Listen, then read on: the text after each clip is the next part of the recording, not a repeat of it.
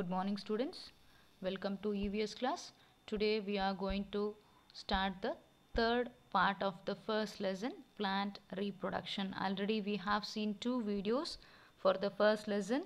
In the first part of the video we have studied about flowering plants, the seeds, seed coat, types of cotyledons and the germination of a seed. And in your second video we have learnt about the complete process of germination, seed dispersal, condition necessary for the germination also. And now we are going to learn a new thing, that is vegetative propagation or vegetative reproduction. So what do you mean by vegetative propagation or vegetative reproduction? Seeds germinate and grows into a new plant, but all kind of plants do not grow from the seeds. So last two sessions we have learned that flowering plants that will produce flowers and that develop into fruit. Inside the fruit we have seeds. That seeds will germinate into a new plant. So now we are going to learn something different, that is apart from this germination from seed. So we can, that is plants can develop from other parts of the plant also. Other parts of the plant means root, stem and leaf. These parts, that nothing but a root, stem and leaves, are also called as vegetative parts. When these parts give rise to or develops into a new plant, then that reproduction is called as vegetative reproduction or vegetative propagation. So there are different types of vegetative propagation or vegetative reproduction. So one among that is from roots. The root part of the plant, when it develops or give rise to a new plant, we call it as vegetative reproduction by roots. So in plants like sweet potato, the new plant grows from the root. You can see the image of the sweet potato. So that sweet potato is actually the root part. So the root part is giving rise to some leaves. A small stem is growing from that. When you plant it again, so it will grow into a new plant. It will develop into a full size new plant. So this is nothing but vegetative reproduction by roots. We have stem also. So vegetative reproduction by stem. Plants like rose, sugarcane, drumstick, mint are grown from the stem. If you take a stem cutting of the particular plant and if you plant it in a separate place, that stem cutting will absorb the nutrition from the soil and it will develop or give rise to that new plant, that is it will grow into a new plant. For example, rose cuttings, for if you have a rose plant, take a small stem cutting from that rose plant, plant it in a separate pot and pour some water, it will start to live, that is give rise to some leaves and you will get a new plant. Provided you have to give sufficient nutrition for the plant. The soil should contain sufficient nutrition for the plant development. And another one example is drumstick. Drumstick, even though we have, that is drumstick flowers are there and drumstick can produce that vegetable, inside that we have the seed, that will not develop from the seed, because actually the seed which germinate into a new plant is not used in drumstick. Widely we are using the stem cutting of drumstick. Even though we can get a new plant from the seed, mostly people use stem cutting of the drumstick. That will grow well. And next is underground stem. Underground stem means in some plants the stem part that will reside, that is may live under, that is grow under the soil. So the stem part which is growing under the soil is nothing but underground stem. For plants like a potato, ginger, turmeric and banana grows from the underground stem. In banana, the underground stem extends and grow into a new plant. In a banana garden, if you have noticed, means you can see near the mother plant which is tall, you can see a small plant which is growing, that is a small baby plant that is growing near the mother plant. So that is actually the extended underground stem. It is developing or giving rise to a new plant. In potato, you can see some spottings in that potato. When you buy a potato, go to your kitchen, take a potato and notice that you can see some spots on that potato. That is nothing but eye of that potato. That spot will give rise to small buddings and it will grow into a new plant. See this picture, you can notice that small spottings, that is a small shaded part, that is black or brownish color shaded part, that is nothing but the potato eye, which will give rise to a small shoot. A leaf is growing from that. That is the germination, or the new plant is developing from the potato eye. If you keep the potato without cooking for 1 week, after you get from the market, if you keep it for 1 week, you can see a small green color or a pale green color outgrowth coming out of that potato eye. That is nothing but the development of shoot from the potato, that is germinating or that is growing. And the next example we have is ginger. Ginger is an underground stem, that is the ginger part what we are using for cooking. That is actually not a root, it is actually underground stem. This underground stem grows parallel to the soil. We have this picture here. So we can see lot of lines in the ginger. If you have ginger in your house, you can see that lot of lines in that ginger. So that each and every line is nothing but a node, and between two lines you may have some gap. That is nothing but the space between two nodes is nothing but internode. You will learn about this ginger underground stem in detail in your higher graders. That is, you can see this picture. The underground part is having some buds. From that bud it is developing into a new plant. Not only ginger, we have turmeric also, that is also underground stem. Okay, let us see another example, that is the plant which is growing from the leaf.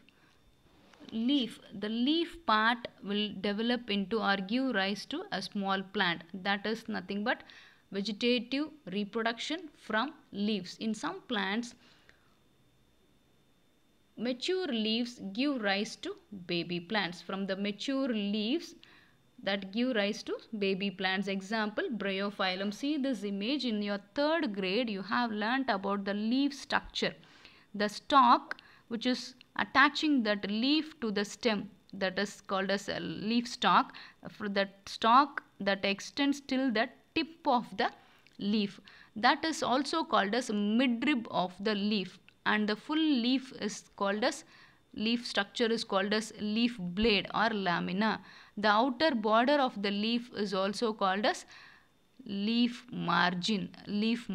So here in this bryophyllum leaf, in the margin portion of the leaf we have the small baby plants, it is growing. So this is an example for vegetative reproduction by leaves.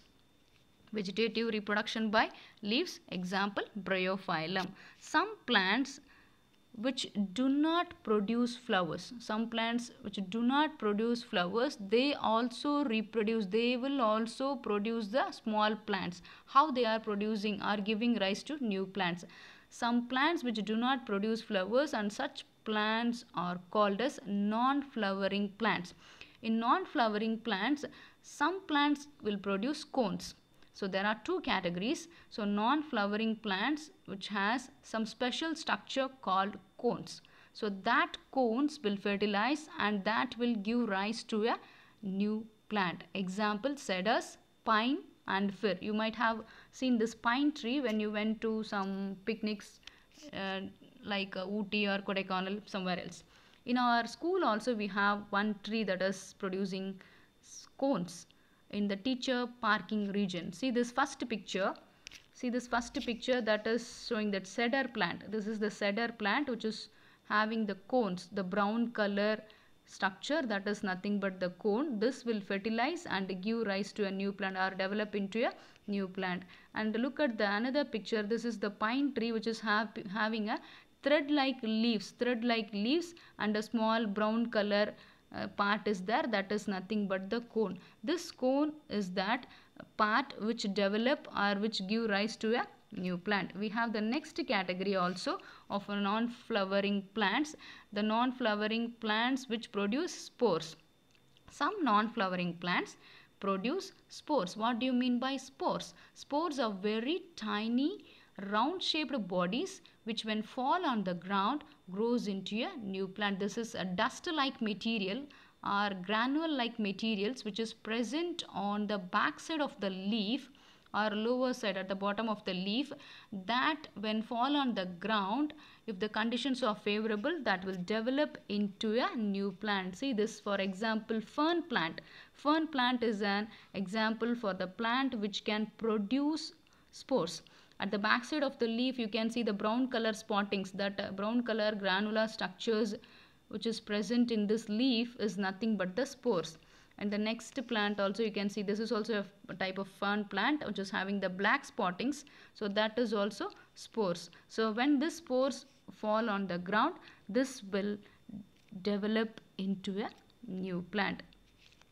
So we have learnt about non-flowering plants, how they are growing into a new plant, and vegetative propagation, stem part, leaf part and root, how they are generating or developing into a new plant. Now we are going to learn about the crops. What do you mean by crops? If some plants are grown in large amount of area, that is large area, so then that plants are also called as crops. Farmers grow different kinds of crops in different seasons. Depending upon the season, the soil, availability of water and climate, the plants may vary. Plant that grow in a particular place depends upon soil, availability of water and the climate of that place. So we can classify the plants based on the growing period. Growing period means in which season the particular plant can grow well. So based on that we can classify the plants or the crops into two types. First one is Kharif crops and the second one is Rabi crops. First we are going to see the Kharif crops. Kharif crops are nothing but the crops that are grown during monsoon season. Monsoon season is nothing but rainy season which starts at June and ends at October, are called Kharif crops. Example, rice, maize, ragi, soybean and groundnut. These plants need rich amount of, that is more amount of water for the growth. Look at the picture. Here we have the paddy field. You can see water is stagnating in the paddy field. So the paddy field, that is the rice plant, needs more water for its growth. And next one is the finger millet, nothing but a ragi. Ragi, you might have tasted that ragi dosa, puttu, like that, is it not? So this is ragi plant. So this also grows well in the rainy season. So these are examples of Kharif crops. Kharif crops need plenty of water. It grows well only in the rainy season. So they will start the cultivation during the month of June. Let us start that agriculture practice during June, and harvesting process will take place during October and November.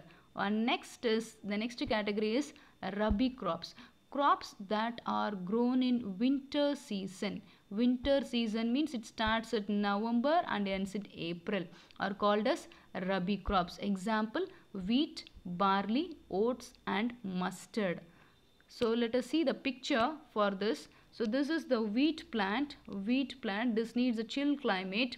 And next one is the mustard plant, which is having the yellow color, bright yellow color flowers. These plants are examples for Rabi crops which needs a chill climate for its proper growth. Next, let us see about agriculture. We have studied about plants, how they reproduce, what are the different types of reproduction, and how can we classify the plants based on the season. Now let us see how can we do that agriculture. The science of growing crops or plants is called as agriculture. So what are the steps we have to follow during agriculture? There are some sequence of steps that has to be followed to do that agriculture. The first one is plow the soil and manure the field. So healthy seeds only develop into a good plant, that is healthy plant. And the third step is irrigate the crops at regular intervals. Irrigate means watering the plants. Remove weeds in the field. Weeds means unwanted plants. If unwanted plants are growing in the field, what will happen? It will take the nutrition and it will not allow that crop to grow well. Spray pesticides to destroy plant pest. Pesticides means some insects that may eat away the leaves or that crops. So that will destroy the cultivation, that is destroy the crop. So we have to control the pest. So we have to spray some chemical pesticides to prevent or to destroy the plant pest. Protect the crops from grazing animals. Grazing animals like some goat or sheep which is wandering here and there, they may graze and they may eat away the plants. So we have to protect by making fencing, or we have to take care of the plants from this grazing animals. And the last is harvest the crop and store safely. We have to cut the plant and take the grains from that, and we have to store it for the future use. Let us see the pictures for this, then only you can understand easily. First one is plowing. Plowing means in olden days they used the bulls, and nowadays we have tractors and that is plowing machines also. We have to plow the soil. This will give proper aeration. And we have to manure also. Manure means organic materials that can be added to enrich the nutrition of the soil. And we have to sow the healthy seeds with sufficient gap, a space between each and every seed. Each and every seed there should be sufficient space, then only it will grow well. So these are the initial steps of the agricultural practice. Okay, and this next step is we have to irrigate the field. Irrigate the field means we have to supply water. Okay, supply water. Need of the water is needed by the plant for its proper growth. We have to give, that is, water for the plants. And just look at the picture. So the lady is taking some plants from there, that is weeding. So weeding is nothing but removing unwanted plants from the field. So removing unwanted plants means we can enrich, that is, we can manage, that is, whether the plant is growing well or not. We have to check that also. If the unwanted plant is growing, then the crop will not get the proper nutrition from the soil. And the last before step is spraying the pesticides. Pesticides means some chemicals we have to spray to kill the insects which will eat away the crops. If you kill the insects, the crops will be protected. And we have to protect the crops from grazing animals also. After the plant is completely grown and dried off, we can harvest the crops. Harvesting. For harvesting we can do manually also, and nowadays we have machines also. So after harvesting we have to store the grains or the crops what we have cultivated. How can we store that? Storage of harvested crops. Crops cultivated cannot be used at one time. In a field, if you are getting a lot of crops, you can't eat that in a single day. Even if you have one drumstick tree in your house, lot of drumsticks will grow from that. You cannot eat that in a single day. Is it not? So we can store it for some time. So for the future use also, crops have to be stored in a clean place for future use. How can we store that? Different crops need different kinds of storage. In your kitchen, your mother is storing the spices, the grains like a dal, rice, everything in a dry place or a dry container or in a bags. But the fresh vegetables and fruits what she got from the market, she has to store that in the refrigerator. So everything we are going to eat, but different materials or different things used for cooking has to be stored in different manner. Then only we can use it for a long time. So fruits and vegetables are stored in cool places, whereas grains are stored in granaries. See this picture. You can see the granaries where the grains are packed in the sacks and it is arranged in a proper manner, and it is a dry place like a godown. We have silos also. Metal containers can also be used to store the grains. And here we can see in the next picture, the second picture, you can see that packed fruits, it is kept in a refrigerator area. So it has to be kept in a cool place so that it can be used for many days. So this is the end of the lesson. We have seen many things. We have studied many things in this first chapter, plant reproduction, how plant is reproducing, how seeds are formed inside a fruit, types of cotyledons, everything we have learnt in this lesson. So study all these aspects. Read your book, mark the new words, try to find out the meanings.